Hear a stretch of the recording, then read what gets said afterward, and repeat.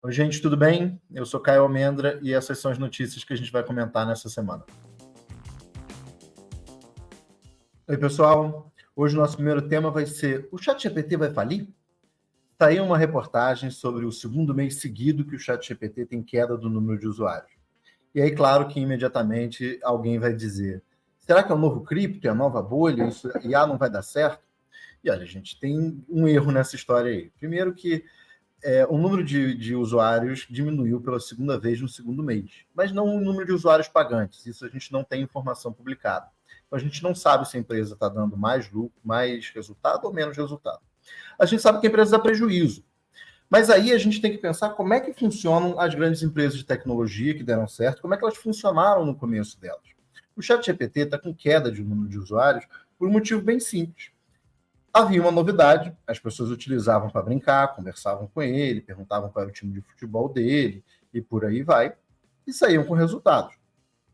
Essa brincadeira cansou, mas o uso do ChatGPT, pelo que ele funciona, ou seja, como um instrumento profissional, só aumenta. O número de pessoas que utilizam o ChatGPT no seu trabalho só tem aumentado. E essa é a informação importante. O que a gente precisa perceber é que esse tipo de inovação tem um quê de novidade, que é crescimento, que tem crescimento explosivo, e tem um quê de relevância social, que é um crescimento mais paulatino, mais lento, apesar de ter momentos de explosividade. No final das contas, quanto mais pessoas utilizarem ChatGPT e demonstrarem sua utilidade no cotidiano, no trabalho, mais pessoas vão utilizar com o tempo. Essa transformação ela é inevitável. Ele é um redator de texto, poucas pessoas usam texto, escrever texto como lazer, então ele é basicamente uma ferramenta de trabalho. Se você quiser saber como utilizar bem o ChatGPT no seu trabalho, o Templo tem vários cursos sobre isso, em especial o Jornada IAG, que é um curso de transformação digital que ajuda você a utilizar o ChatGPT nas mais diversas atividades diferentes. Hoje a gente trabalha principalmente com marketing e com advocacia. A gente saiu aí a notícia, e essa é uma notícia muito séria, de que o Google tenta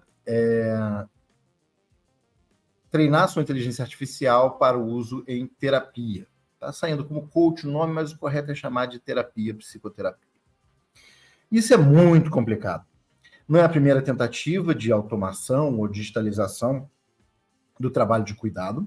Na verdade, muito pelo contrário, a gente tem casos como o iFreud, que era uma tentativa de utilização de realidade virtual para simular uma sessão de terapia. Você basicamente deitava num divã, falava, você sentava numa poltrona, falava e se via deitado no divã, e dessa forma você tentaria praticar a transferência consigo mesmo, e assim fazer um processo terapêutico.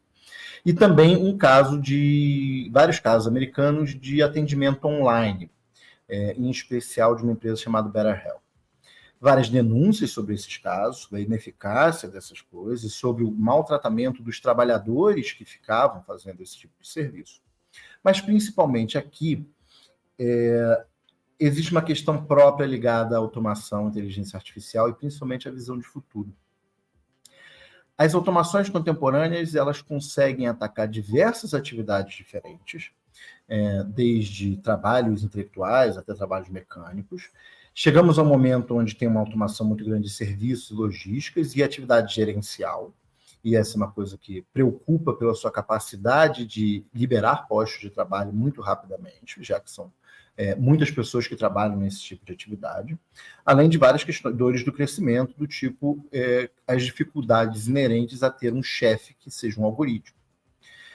Porém, todas as pessoas que estudam o futuro do trabalho, estudam a estratégia e pensam como é que vai ser o futuro, notam que os trabalhos ligados à economia de cuidado, ou seja, de atenção uns aos outros, têm ampliado sua relevância e não diminuído a relevância do uso do trabalho humano.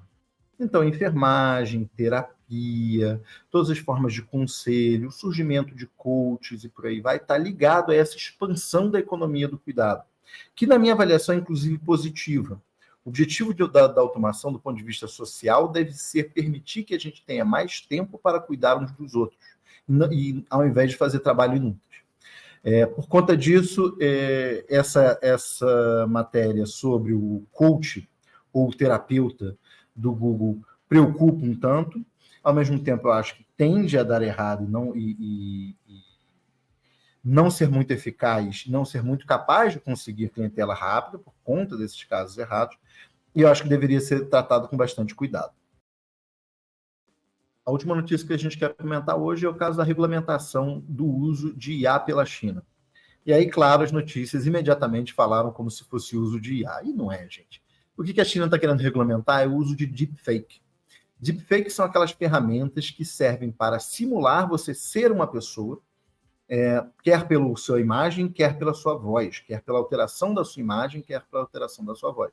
E a China está regulamentando isso porque existem muitos usos danosos disso, tanto para indivíduos, quanto para corporações, quanto para a sociedade como um todo. Você fingir que é um político que você não gosta e está falando que gosta de roubar é um absurdo.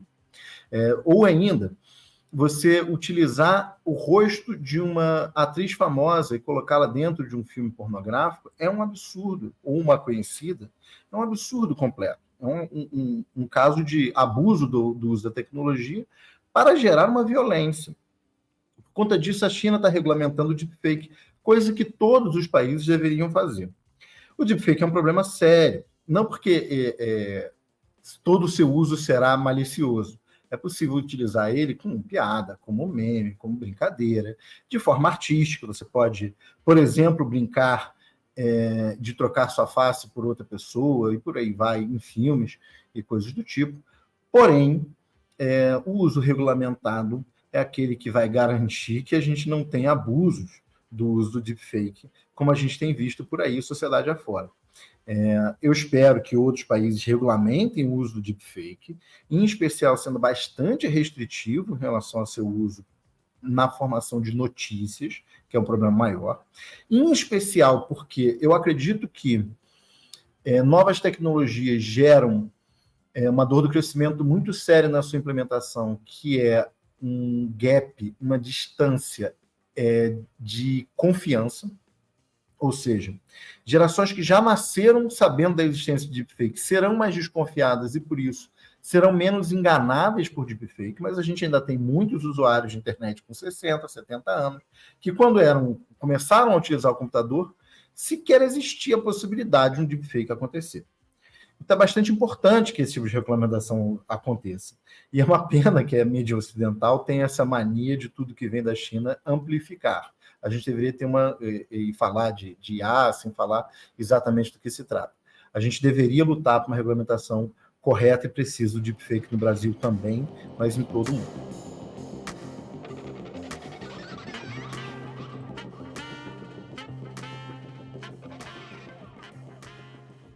Gente, essa semana eu tenho uma dica cultural. Estreia em outubro a segunda temporada da série Periféricos, da Amazon Prime. Os autores dela são Lisa Joy e Jonathan Nolan, que fizeram Westworld, e o livro é baseado num livro do William Gibson, autor do Cyberpunk.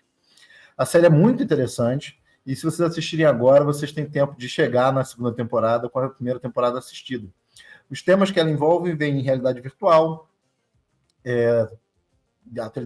realidades alternativas, viagem no futuro, e por aí vai, mas a principal de inovações contemporâneas é a ideia de realidade virtual e experiências imersivas. É bastante interessante, é muito bem dirigido, eu espero que vocês gostem. Gente, essas foram as notícias da semana, eu espero que vocês tenham gostado. Semana que vem a gente está aí com mais. Siga a gente no YouTube, no Twitter, no Instagram, nas nossas redes sociais. Me siga também. Um abraço a todos.